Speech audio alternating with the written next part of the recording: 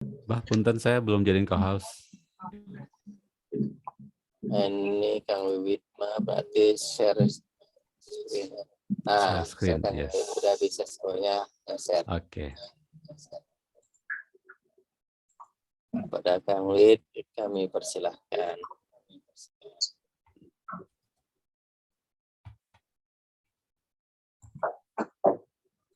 Ini pakai wifi. Baik. Bismillahirrahmanirrahim. Alhamdulillah.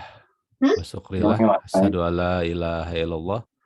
Wasyhadu anna Muhammadan abduhu wa rasuluh. Rabbi shrah li sadri wa yassir li amri wahlul 'uqdatam min lisani yafqahu qauli.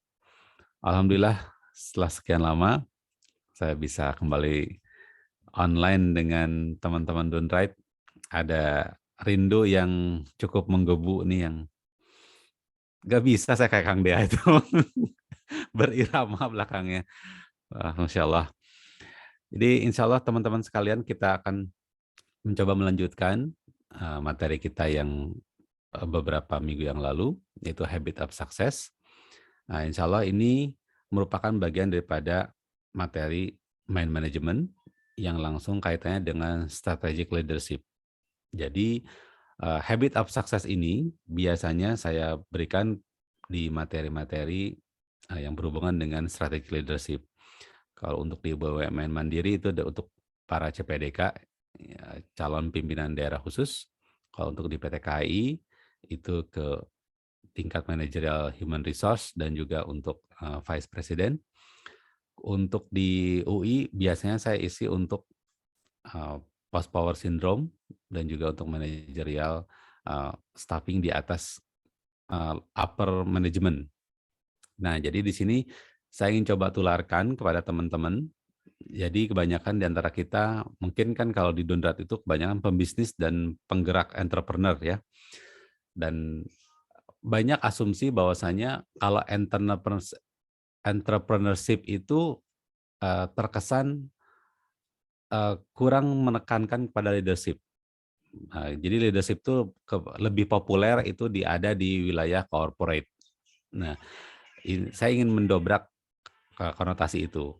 Karena pada dasarnya leadership itu ada di setiap lini dalam kehidupan kita. Malah saya beranggapan terlebih lagi para entrepreneurship itu perlu punya leadership yang luar biasa. Kenapa? Karena dia yang akan menggiring menggiring mimpi besarnya ke dalam langkah-langkah kecil yang dia rintis. Mungkin sekarang masih kecil, tapi sistemnya wajib besar, gitu kan? Khususnya adalah masalah leadership ini. Baik, kita akan melanjutkan Habit of Success. Setelah kemarin kita mencoba mengeksplor apa itu definisi dari sukses, yang mana kebanyakan definisi sukses itu berputar di wilayah hal yang besar dan jauh, gitu kan. Ketika kita minta bayangkan orang yang dianggap sukses, misalkan kita akan terbayang figur-figur yang mungkin kita secara personal belum pernah ketemu. Misal, saya pribadi, bagi saya figur yang sangat sukses itu adalah tidak lain tidak bukan adalah Rasulullah SAW. Sayangnya saya nggak pernah ketemu sama beliau gitu kan. Saking beliau itu suksesnya memimpin baik itu dirinya, keluarganya, bahkan negaranya, bahkan agamanya, kita yang belum pernah ketemu pun selalu mencoba untuk menegakkan sunnahnya. Day by day kita mencoba meniru dari mulai gerak-geriknya, perilakunya, keputusannya, cara berbicaranya, bagaimana mengurus rumah tangganya, bahkan bagaimana cara berpakaian. Nah, ini khusus untuk masalah cara berpakaian. Saya sangat miris sekali ketika kita menggunakan misalkan gamis, sorban, banyak orang yang mencibir, gitu kan. Padahal itu bukan masalah Arab atau bukan, tapi ini masalahnya adalah saya yang mencoba berpenampilan sesuai dengan idola saya. Kenapa orang pakai hot pants tidak diganggu, gitu kan? Ketika mereka ingin kayak Blackpink misalkan, mereka tidak pernah digubris. Kenapa ketika kita ingin berpenampilan seperti idola kita, kita ibaratnya dicibir, bahkan diasosiasikan dengan hal-hal yang negatif, gitu kan? Nah, ini adalah bagian daripada kita mencoba menciptakan kesuksesan dalam diri kita. Ketika kita ingin mencoba sukses, maka kita akan menduplikat orang yang kita anggap sukses, gitu kan? Nah, sayangnya, sangat disayangkan, banyak di antara kita mengidolakan orang sukses itu orang yang masih hidup. Berat, teman-teman. Ya, kenapa berat? Orang yang masih hidup masih bisa tergelincir dosa masalahnya, masih bisa tergelincir dengan kesalahan. Nah, oleh karena itu, orang-orang yang beruntung, orang-orang yang sudah wafat sebetulnya. Kenapa beruntung? Karena mereka sudah tidak bisa lagi berbuat dosa. Mereka sudah tidak bisa lagi berbuat kesalahan. Maka dari itu, sangat ideal Allah Subhanahu wa taala mengarahkan umat Islam untuk menjadikan figur sukses kita adalah Rasulullah SAW. Nah, tentunya tetap aja kita harus mendefinisikan apa itu sukses agar dalam prosesnya kita bisa menduplikasi dan juga kita bisa mengedukasi orang-orang di sekitar kita untuk menjadi sukses. Karena kalau kita tidak bisa definisikan dengan baik, nah saya orang matematika gitu kan, otomatis dalam matematika itu segala operasional hanya bisa dilakukan kalau sudah terdefinisi dengan baik. Contoh, banyak orang yang gagal dalam bercinta. Kenapa? Karena mereka tidak punya bentuk cinta itu seperti apa. Sama kayak kita naik taksi, ditanya mau kemana. Kita bilang, tolong antar saya ke tempat yang nyaman. Kita nggak pernah sampai. Kenapa? Karena tempatnya tersebut tidak terdefinisi dengan baik. Tempat yang nyaman itu seperti apa bentuknya, warnanya apa. Nah, oleh karena itu, untuk sesuatu hal yang ingin kita jadikan sebagai sebuah hal yang kita tuju, otomatis harus terdefinisi dengan baik. Semakin terdefinisi dengan baik, maka dia akan semakin mudah untuk dicapai. Dan semakin jelas progresnya, kita tuh udah dekat apa belum. Gitu kan, kita tuh sudah di jalur yang benar atau tidak. Gitu kan. Nah, oleh karena itu, kita diajarkan Allah Subhanahu wa taala melalui surat Al-Fatihah, ihdinas siratal mustaqim. Kita meminta, ya Allah tunjukkanlah jalan kehidupan yang lurus. Nah, jalan kehidupan yang lurus seperti apa? Siratal ladzina an'amta alaihim ghairil maghdubi alaihim waladdallin. Amin. Nah, maksudnya jalan yang lurus adalah jalan yang kau tunjukkan bagi orang-orang yang kau ridhoi. Siapa orang kita yang diridhoi oleh Allah? Para nabi, gitu kan? Para sidik, gitu. Lalu para syuhada. Nah, itu adalah merupakan tujuan yang terdefinisi dengan baik, gitu kan? Nah, termasuk juga sukses. Pertemuan yang lalu kita sudah mendefinisikan sukses itu adalah tidak usah bayangkan hal-hal yang besar, tidak usah membayangkan orang-orang yang jauh, tapi sukses melalui Al-Quran dan Sunnah sudah ditunjukkan bahwa sukses adalah semudah melakukan apapun yang kita putuskan. Allah Subhanahu wa taala sering menegur kita di ayatnya. Allah berkata, kenapa kalian seringkali mengatakan apa yang tidak kamu lakukan? Lalu nih ngomong-ngomong masalah pajagalan nih, Ustadz, Kang Dani, ketika antum ke masjid Pajagalan, di pintu masuknya tertulis ya, ana lupa dalam bahasa Arabnya apa, tapi artinya adalah lakukanlah ibadah terus-menerus sampai muncul keyakinan. Nah itu merupakan petunjuk yang Allah berikan bahwasanya sukses itu tidak ribet, sukses itu tidak satu hal yang wah gitu dan jelas, apalagi sukses bukan suatu hal yang sifatnya materi, tapi sukses adalah cukup kamu melakukan apa yang kamu putuskan, maka kamu sudah jadi pribadi yang sukses. Bahkan saya pernah ibaratnya menghadapkan definisi sukses ini dengan semua definisi sukses yang orang-orang hebat lakukan. Ketika saya lakukan dialog, saya bilang, apa definisi menurut Anda? Wah, banyak kan definisi. Tapi intinya adalah, apapun itu definisinya, silakan antum search di Google. Intinya adalah itu semua tidak bisa dilakukan kalau kita masih belum bisa melakukan apa yang kita putuskan. Ya, ada yang bilang sukses itu adalah ketika kita bisa mencapai kebahagiaan, ketenangan. Ya, antum nggak akan bisa tenang kalau tidak bisa melakukan apa yang Anda putuskan. Gitu kan. Jadi ini adalah merupakan inti dari segala inti kesuksesan. Itu semudah melakukan apa yang diputuskan. Karena gini, dalam prinsip hidup, little fact, big effect. Kalau orang kolot baheula mah ya, maaf kalau ada yang rooming ya. Jalma mah moal kabeureyan ku tulang sapi, tapi ku cucuk. Nah, artinya apa? Cucuk itu bahkan tidak dikatakan tulang, ya. Cucuk itu adalah duri ikan. Nggak pernah kan bilang tulang ikan. Jarang banget kita bilang tulang ikan, tapi duri ikan. Saking kecilnya. Nah, oleh karena itu, kalau kita ingin jadi pribadi yang sukses, justru kita berfokus pada hal-hal yang kecil. Karena little fact, big effect. Dalam hidup, attitude apapun, little fact, big effect. Contoh, Indonesia nggak pernah kekurangan orang hebat. Betul nggak? Ya, di Dundrat aja orang hebat, wah, tangan saya nggak bisa menjabarkan berapa banyak orang hebat di Dundrat. Tapi orang Indonesia itu kurang orang jujur. Sesemudah itu kan. Hal yang simpel banget. Jujur aja. Ya, kehebatan apapun yang kita punya, kalau nggak jujur, hangus semua. Menguap. Jadi nothing. Ya, seperti di layang-layang putus gitu kan. Rumah tangga yang dibina bertahun-tahun dengan kekayaan, dengan ketidakjujuran, hampa semua, gitu kan? Nah, jadi kembali lagi, hal kecil dalam kesuksesan adalah cukup kita melakukan apa yang kita putuskan, ya. Mau dalam ibadah, mau dalam rumah tangga, dalam segala hal, ya.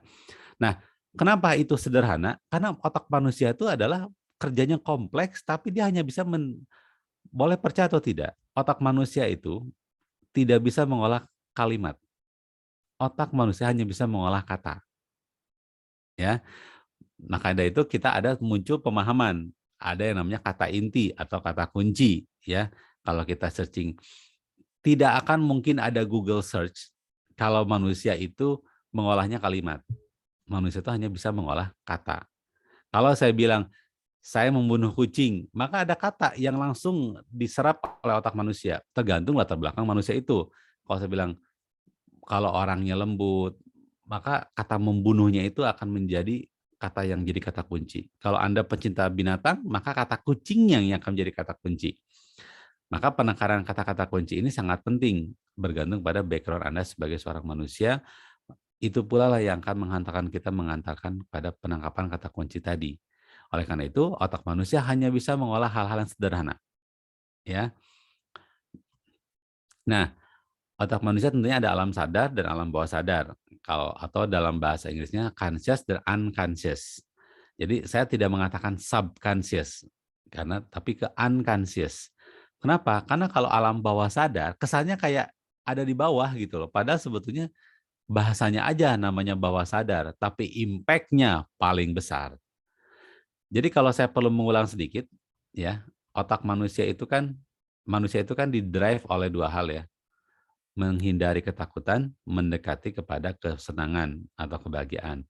Nah, kalau kita perhatikan lambang otak ini, dibelah secara vertikal ada otak reptil, otak limbik atau otak mamalia, dan neokorteks. Nah, sayangnya makin ke bawah dorongannya makin kuat. Dorongannya makin kuat. Kalau sudah yang kena itu otak reptil, mamalia sama neokorteks itu nggak bisa melakukan apa-apa. Contoh misalkan Kang Dani takut kecoa nggak, Kang? Enggak, aman. Aman. Takutnya Aman. binatang apa, Kang?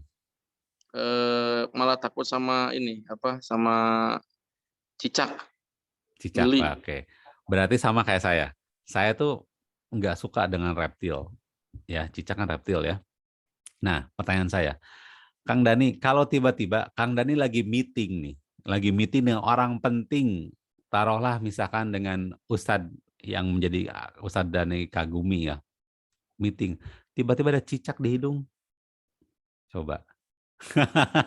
Nggak goak Ya, langsung. langsung aku. Kenapa? Karena yang kena itu adalah otak reptil. Otak reptilnya kenapa? Bertahan hidup. Itu adalah trauma yang mendalam dan tidak bisa dianalogikan. Kalau logikanya cicak sama Kang Dani atau besaran Kang Dani, ya lebih banyak bisa kita membunuh cicak ketimbang cicak membunuh kita. Tapi karena yang kenanya udah otak reptil, maka mau di depan itu pejabat kek, sahabat kek, keluarga kek, nggak penting. Yang penting langsung ngajorowok lah, teriak lah, gebris lah, itu. Ya, semakin dasar yang kena, maka semakin neokortex sama limbic system tuh nggak ada. Makanya orang LGBT juga mau dinasehatin kayak gimana juga tetap ya mereka neregteg. Kenapa? Karena otak reptilnya yang kena. Nggak bisa dijelaskan dengan dalil, nggak bisa diberikan dengan nasihat, apalagi ancaman, makin menggila lah mereka. Ya, jadi sebetulnya cara yang paling salah satu contohnya adalah LGBT gitu ya. LGBT itu jangan ditolak. Contoh saya tanya nih, misal nih Kak, Bah, kalau Abah, mohon maaf nih ya, di depan ada dogi, ada anjing nih ya. Kira-kira kalau Abah pegang ekornya, si dogi bakal nurut, bakal nurut ikut sama Abah, atau malah melawan? Lawan. Nah, sama. Oleh karena itu, apapun yang something you resist will persist. Sesuatu yang kita tolak, yang kita tampikan akan menguat. Jadi sebetulnya kalau ada suatu hal yang negatif, itu jangan langsung dikontra sama kita. Karena begitu dikontra, yang terjadi apa? Baliknya dia akan makin menguat. Jadi sebetulnya banyak kejadian sekarang nih ya, hal-hal yang sebetulnya hal yang negatif, kita tolak. Contoh misalnya, bah, kemarin di YouTube ada yang menghina Nabi, bah. Mana linknya? Gitu. Kok Abah teh diklik kan? Jangan salah, klikan Abah itu mendukung justru sebetulnya. Gitu kan. Cing hayang ningali. Klik, wah ada karikatur Nabi. Klik hayang ningali gitu kan. Itu setiap klik ya. Jadi kalau orang-orang liberal itu gampang banget nyari duit zaman sekarang. Bikin aja YouTube menghina Nabi. Dilihat gerak viewernya di atas juta. Kenapa? Karena orang Islam itu kan iya apa tuh namanya? Emosinya masih ini ya. Wah, langsung diklik, dilihat kayak gimana. Nah, hati-hati. Anda sedang dipermainkan otak limbiknya. Makanya Rasul berkata, "La dordop." Jangan marah. Itu jangan cepat. Karena marah itu adanya di mana? Ada di otak mamalia, adanya di otak reptil.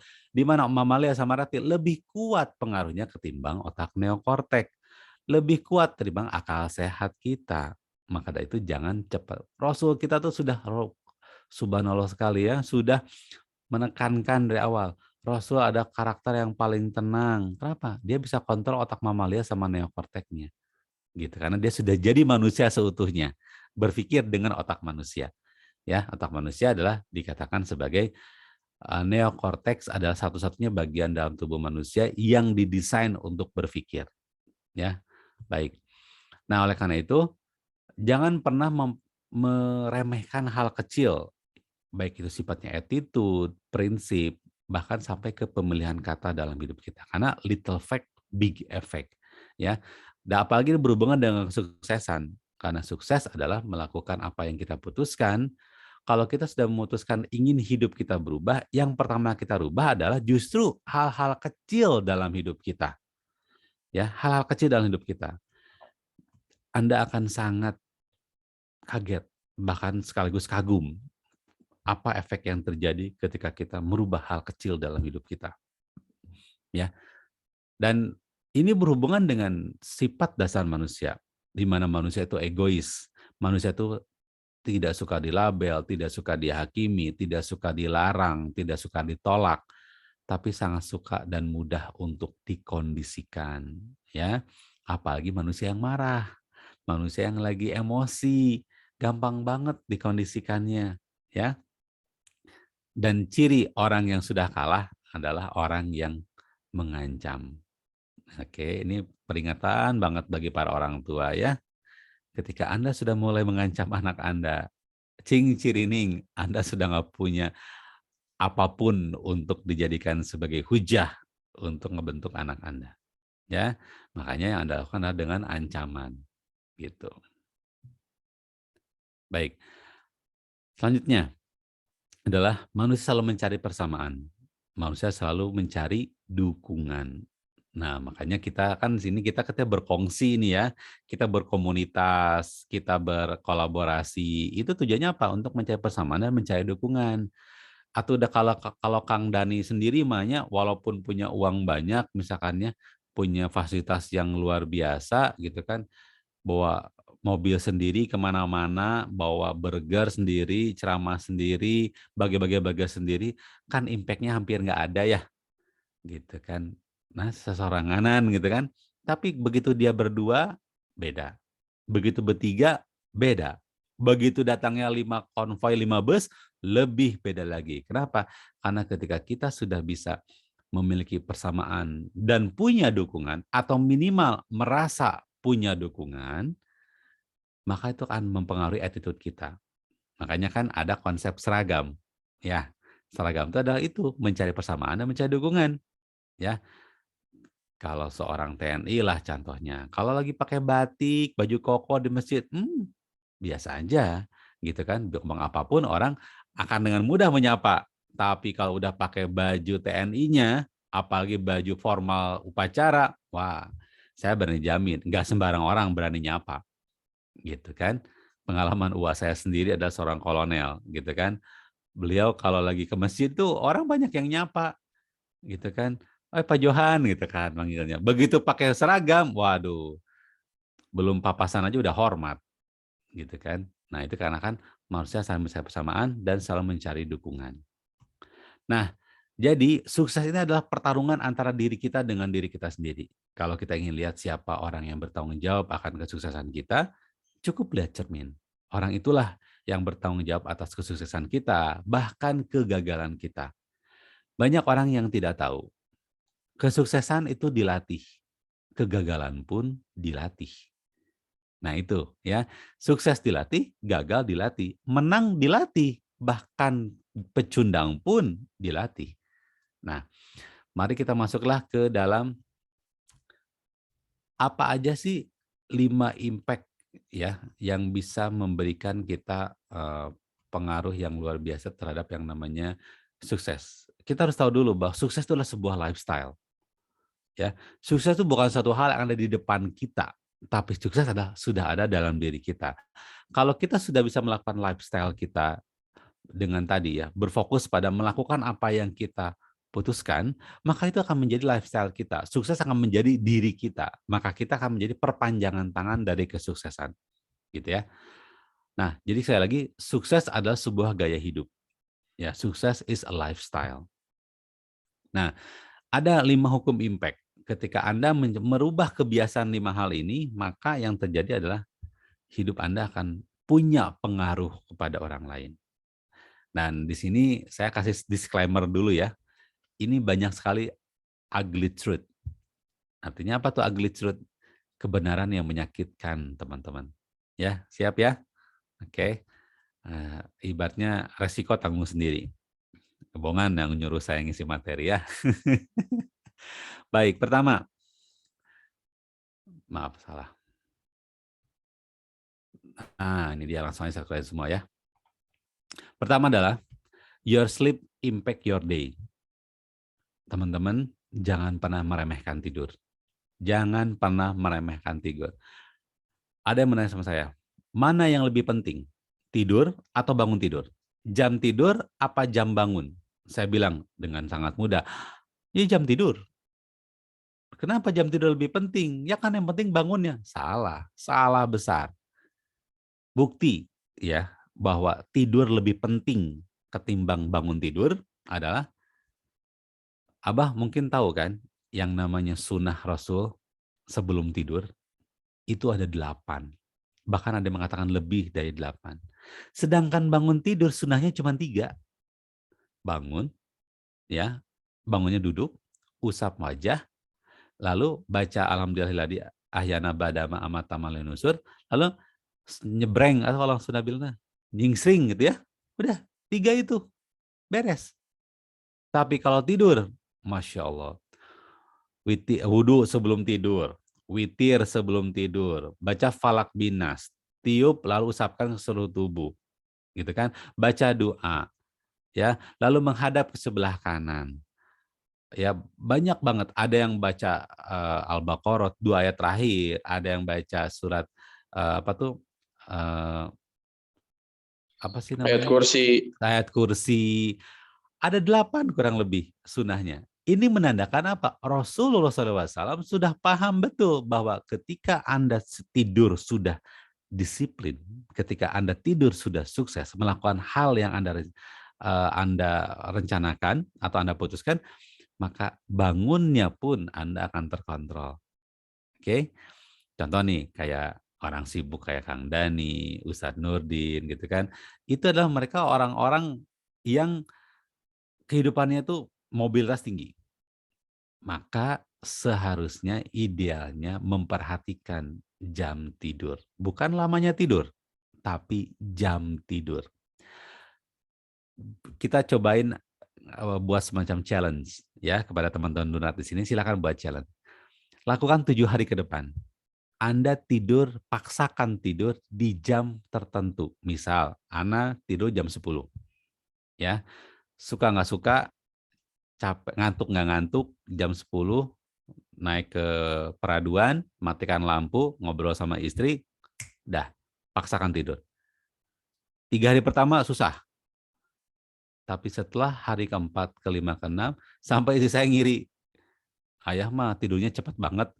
Ya, itu efek daripada memaksakan diri jam 10 tidur. Ya gimana mau bisa tidur atau kalau jam 10 itu belum ada di atas kasur. Masih murojaah WA, gitu kan, masih nonton Netflix. Ya pasti. Karena tidur itu butuh persiapan. Karena kalau kita sudah mementingkan jam tidur dan waktu tidur, bangun tidur itu sudah merupakan hal yang dapat lebih mudah dikontrol sebetulnya. Ya. Nah, inilah makanya teman-teman sekalian, tolong mulai sekarang karena your sleep impact your day, please concern about your sleep. Ya. Jam tidur bukan banyaknya tidur atau lamanya tidur. Anda mulai tidur jam 9, bangun jam 3, 6 jam, Anda misalkan tidur jam 10, ya. Bangun misalkan jam 1, ya, itu 3 jam tidurnya. Beda efeknya dengan Anda tidur jam 1, bangun jam 4. Itu beda banget. Walaupun sama-sama 3 jam, beda. Sama halnya kayak Anda makan donat dengan Anda makan dada ayam, walaupun sama-sama kalorinya 1000 kalori misalkan, tapi beda efek ke dalam tubuh kitanya, gitu kan. Jadi bukan masalah yang sifatnya kasat mata, ya, tapi justru yang tidak kasat mata. Anda tidur jam 9, bangun jam 12, dengan Anda tidur jam 12, bangun jam 3, walaupun sama-sama 3 jam, efeknya beda, teman-teman. Beda banget. Ya, makanya Rasulullah SAW menyunahkan kan, kalau Anda sudah sholat Isya, jangan terlalu banyak berbincang-bincang, segera tidur gitu loh. Karena begitu Anda tidur, Anda bisa mengontrol bangun Anda. Gitu ya. Nah, yang kedua adalah what you eat impact who you are. Atau apa yang kita makan itu mengurangi siapa diri kita. Oke. Bah, saya mau nanya, Bah. Hari makanan yang kita makan bagi orang yang beriman itu harus apa? Halal. Halal. Itu jawaban yang benar tapi kurang tepat. Bagi orang Islam, makanan yang makan harus halal. Betul, itu baru. Tapi bagi orang yang beriman, nggak cukup halal, Bah. Harus thayyib. Nah, artinya kalau level kita masih berislam, sama kayak Arab Badu yang datang pada Rasul mengatakan, ya Rasul, kita sudah beriman. Allah tegur lewat Quran kan, jangan kau katakan kau beriman, cukup katakan kamu berislam. Karena orang yang berislam belum tentu beriman, tapi orang beriman pasti berislam. Nah, artinya kalau kita masalah yang penting halal, itu Anda baru berislam, tapi belum beriman. Tapi ketika kita orang beriman, halal sudah bukan lagi hal yang harus dibicarakan gitu loh. Kenapa? Ya memang harus halal, itu sudah kewajiban. Sama kayak orang beriman tidak pernah membicarakan masalah sholat wajib. Kenapa? Orang yang beriman akan tersinggung sebetulnya ketika diingatkan sholat wajib. Kenapa? Nggak, sholat wajib sama kayak kita bernafas. Emang Abah pernah diingetin, Bah jangan lupa bernafas. Ya nggak bisa. Karena bagi orang beriman, sholat wajib adalah bernafas kita gitu loh. Jadi nggak usah diingetin. Nah, oleh karena itu, teman-teman sekalian, bagi orang beriman, halal itu sudah bukan hal yang dibicarakan. Itu sudah jelas gitu. Tapi masalahnya Anda beriman atau tidak beriman tergantung kepada ketoyiban makanan yang Anda makan. Nah, ini saya bilang ugly truth. Ya, apakah yang selama ini kita makan itu impact-nya baik nggak buat kita? Ya, apakah yang selama ini kita makan memperkuat ikhtiar kita untuk punya badan yang sehat, gitu kan? Kenapa? Jujur ya, yang saya rasakan 4 bulan terakhir, 3 bulan terakhir lah, Kalau sujud itu sesek, itu alarm bahwasanya badan saya sudah overweight. Ya, nggak bisa lama-lama sujud. Tangan pegel, kram gitu kan, nggak bisa. Semenit aja kayaknya sholat sujud itu udah nggak nyaman banget. Nafas sudah tersengal-sengal. Kenapa? Karena badan saya sudah overweight. Nah, ketika ibadah kita mulai terganggu, mulai nggak nyaman, itu tuh alarm yang paling jelas bahwasanya ada yang salah dengan apa yang kita makan. Rasulullah SAW usia 50 tahun masih bisa mimpin perang. Apa rahasianya? 1, tidur, 2, makan. Rasul itu sering saum, makannya tidak pernah berlebihan, gitu kan? Makan sebelum lapar dan berhenti sebelum kenyang. Sering saum, bahkan Rasul pernah selama 1 bulan yang dimakan hanya kurma dan air. Itu menandakan apa? Itu menandakan bahwa makan itu penting dalam Islam.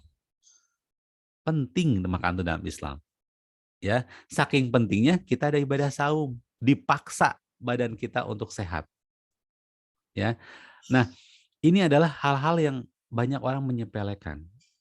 Ya, banyak orang menganggap bahwa mohon maaf semua serba dimakan, itu hati-hati. Ya. Saya pernah makan dengan seorang pejabat lah. Di sana usia beliau itu udah kurang lebih sekitar 57 atau hampir 60 lah. Beliau sangat ini banget, "Oh silakan makan." Ya kita makan lah, normal gitu. Dia makan nasi cuma 3 sendok. Ada lauknya segala macam, tapi sedikit-sedikit lah. Terus saya tanya, "Pak, Bapak nyuruh kita makan, Bapak sendiri kok makannya sedikit?" Waktu itu usianya masih 30 tahun. "Pak Wiwid," katanya, "untuk usia saya, makan banyak itu racun." Itu teguran banget. Dan entah kenapa ketika saya usia di 40 tahun ini, belakangan ini, seminggu 2 minggu belakang, itu jadi tamparan buat saya.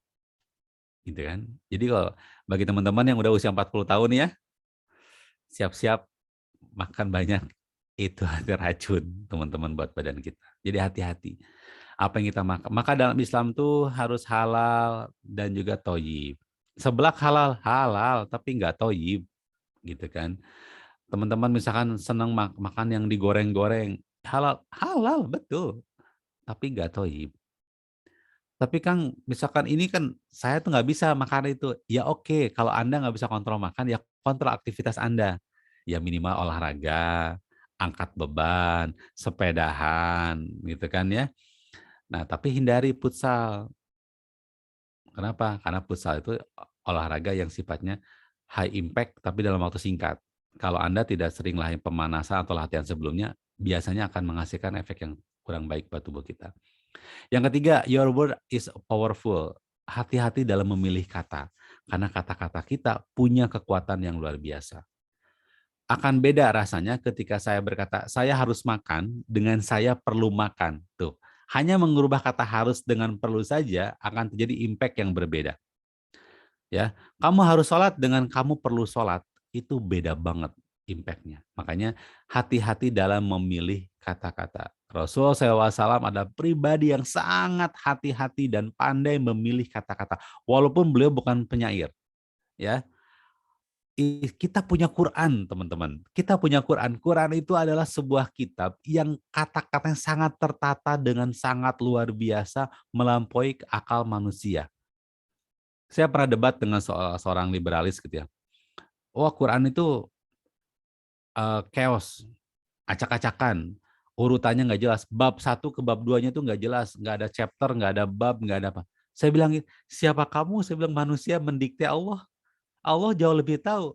Tidak mungkin zat yang bisa menyusun sendi-sendi tangan saya ini nih dengan begitu rapih ya, dengan begitu susunan tendonnya, ototnya, uratnya, darahnya dengan sangat rapi dan tidak tertukar membuat susunan Quran asal-asalan. Nggak mungkin, mustahil. Rambut kamu aja tata rapi, sayap bulu burung aja tata begitu rapi. Nggak mungkin Allah menurunkan Quran dalam keadaan acak. Otak kita aja yang belum nyampe, teman-teman. Ya, jadi kata-kata kita itu sangat kuat dan dicontohkan lewat Quran. Ya, pemilihan kata-kata itu penting banget. Contoh, kenapa kita diawali dengan Bismillah? Kenapa Alhamdulillah? Kenapa nggak Syukron? Kenapa Alhamdulillah? Itu pemilihan kata-kata yang luar biasa banget. Saya sampai pernah mendapatkan penjelasan dari Ustadz Noman Alikan waktu di Singapura, membahas Bismillah 3 jam. Luar biasa. Ya. Nah, jadi kata-kata itu penting, teman. Hati-hati dalam memilih kata-kata. Karena ingat, kata-kata kalau udah keluar, nggak bisa ditarik lagi. Tulisan bisa diedit, kata-kata nggak bisa. Makanya kenapa orang banyak nelfon ketimbang chat. Kenapa? Biar nggak ada barang bukti. Ya, hati-hati ya teman-teman ya. Untuk hal yang penting, sensitif, telepon aja deh. Ya. Oke, berikutnya. Your voice impact your control. Nah, orang-orang kayak Kang Dani gitu kan, Kang Dea, itu punya aset yang luar biasa. Apa? Nada suaranya berat. Ya, suara kita, bagaimana kita memainkan pitch kita, bagaimana kita memainkan tinggi rendahnya suara kita, bagaimana kita memainkan volume suara kita, itu mempengaruhi atau punya impact terhadap kontrol, bukan diri kita, tapi justru lingkungan sekitar kita. Itu. Jadi voice kita itu punya kontrol. Jadi kalau Anda ingin mengkontrol pembicaraan, Anda ingin kontrol diskusi, di samping pemilihan kata-kata yang pas, Anda juga perlu kontrol voice-nya. Ya, bahkan mohon maaf, mungkin kalau teman-teman di sini ya mungkin teman-teman sudah hijrah ya. Kalau saya sih masih nonton film ya. Coba nonton film King's Speech. Itu luar biasa banget betapa pentingnya yang namanya voice. Makanya Rasul SAW adalah pribadi yang nada suaranya itu terkontrol banget, lembut tapi nggak pelan, gitu kan, tegas tapi nggak kasar. Itu voice-nya Rasul itu luar biasa banget lah, ya. Walaupun beliau bukan penyair. Terakhir adalah hubungan kita dengan spouse kita, dengan pasangan kita punya pengaruh terhadap anak-anak kita. Bahkan saking pentingnya, ya. Kalau anak kita punya masalah, apapun itu, masalah attitude ya, khusus masalah attitude. Anak misalkan susah diatur, susah makan, keranjingan gadget, apapun itu, hal-hal yang Anda bisa pikirkan dalam masalah anak Anda yang sifatnya attitude, satu koreksinya, perbaiki hubungan dengan pasangan. Silakan. Anda perbaiki hubungan dengan pasangan, insya Allah dalam hanya waktu kurang dari 21 hari, anak Anda akan berubah. Perbaiki hubungan dengan pasangan. Ya, baik, Bah, mungkin itu saja. Singkat, padat, mudah-mudahan terpercaya. Insya Allah mudah-mudahan teman-teman bisa menjadi inspirasi. Apapun yang benar dan baik itu berasal dari Allah Subhanahu Wa Taala. Sedangkan khilafan, kesalahan itu berasal dari saya pribadi sebagai manusia. Mohon maaf atas semua kekhilafan dan kesalahan. Wabillahi taufiq wal hidayah. Wassalamualaikum warahmatullahi wabarakatuh.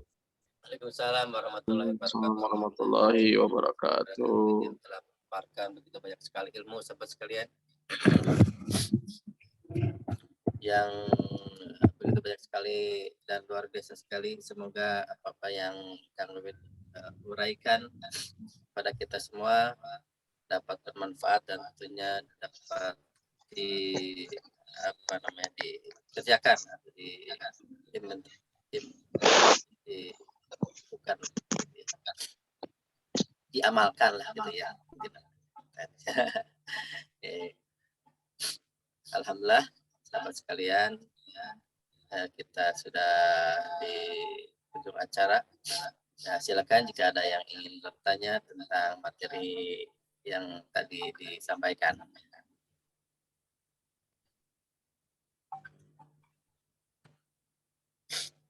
Jika tidak ada yang mau bertanya, nanti kita ke acara selanjutnya.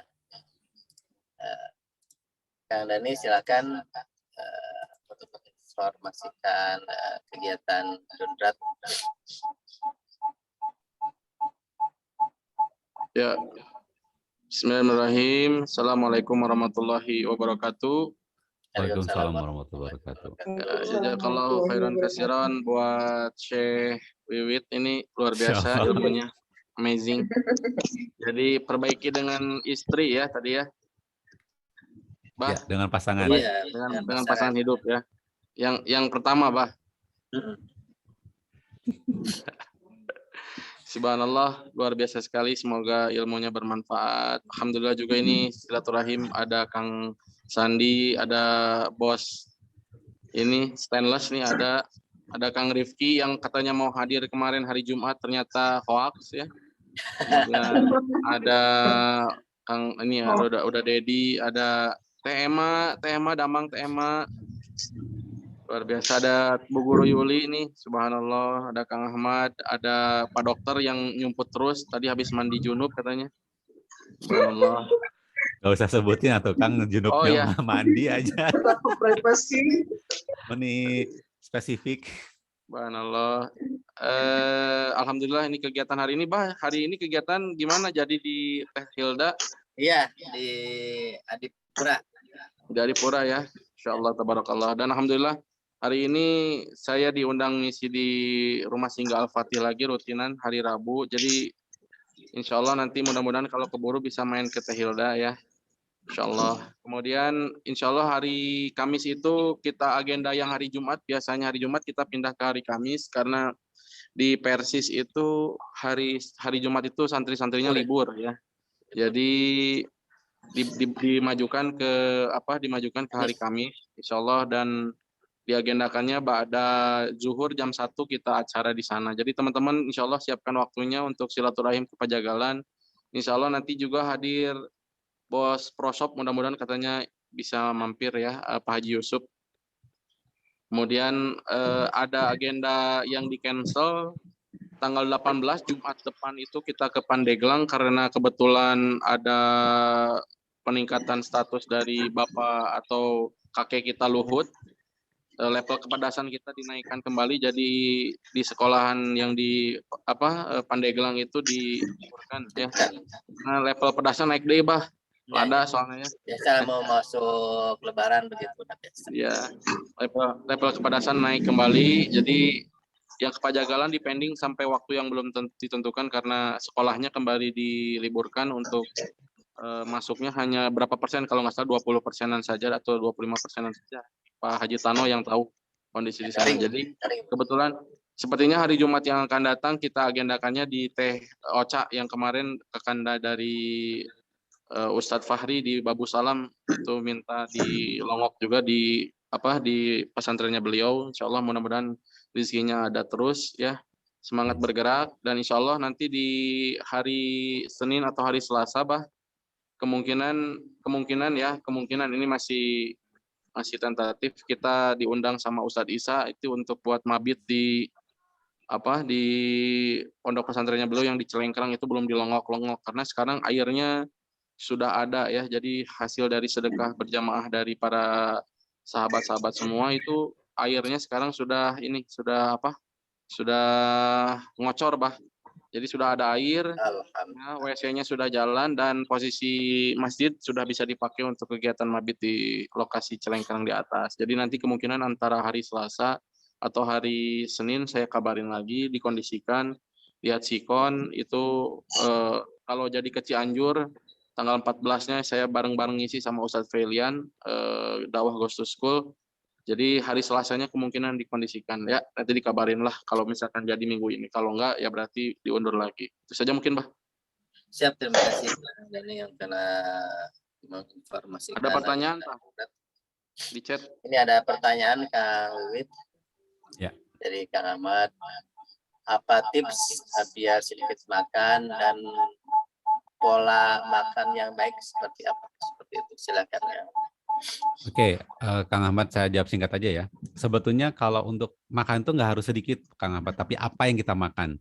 Jadi ada 5 hukum untuk kita hidup sehat. 1, jangan makan nasi. 2, jangan makan tepung. Yang ketiga, hindari makan yang digoreng. 4, hindari namanya gula putih. Yang kelima adalah hindari makan makanan olahan, kayak sosis, nugget, dan sebagainya. Tapi kalau Anda lakukan 5-5-nya langsung, stres ya. Pilih aja salah satu dulu, bertahap. Misalkan saya nih udah nggak makan tepung, misalkan ya, nggak makan nasi, gitu kan.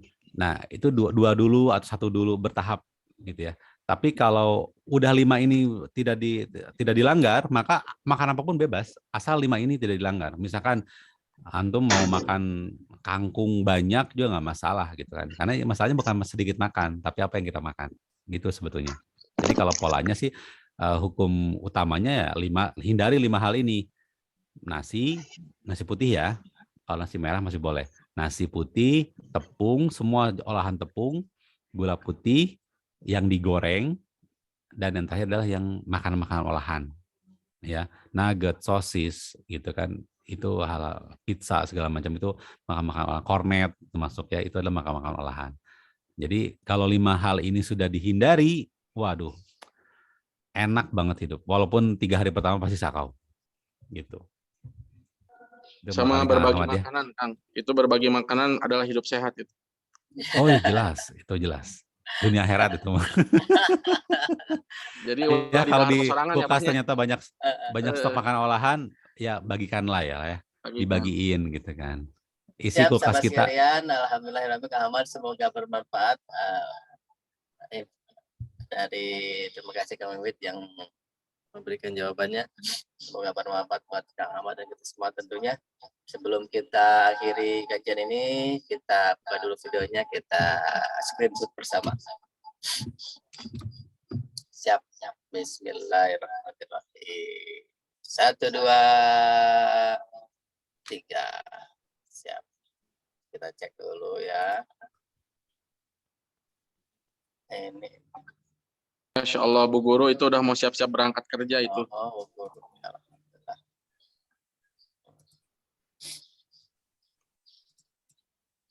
Alhamdulillah. Sudah, Bah? Sip, sudah. Oke. Pamit ya. Alhamdulillah, mari kita Semangat bergerak, tutup kajian ini dengan membaca alhamdulillah bersama-sama sahabat sekalian Alhamdulillah. dan doa kafaratul majlis. Alhamdulillahirabbil alamin. Alhamdulillah alamin. Subhanaka la ilaha illa anta Subhanaka Allahumma wa bihamdika asyhadu an la ilaha illa anta astaghfiruka wa atubu ilaik. Selamat bergerak, selamat beraktivitas sahabat sekalian. Wabillahi taufiq wal hidayah. Wassalamualaikum warahmatullahi wabarakatuh. Waalaikumsalam warahmatullahi wabarakatuh. Waalaikumsalam warahmatullahi wabarakatuh.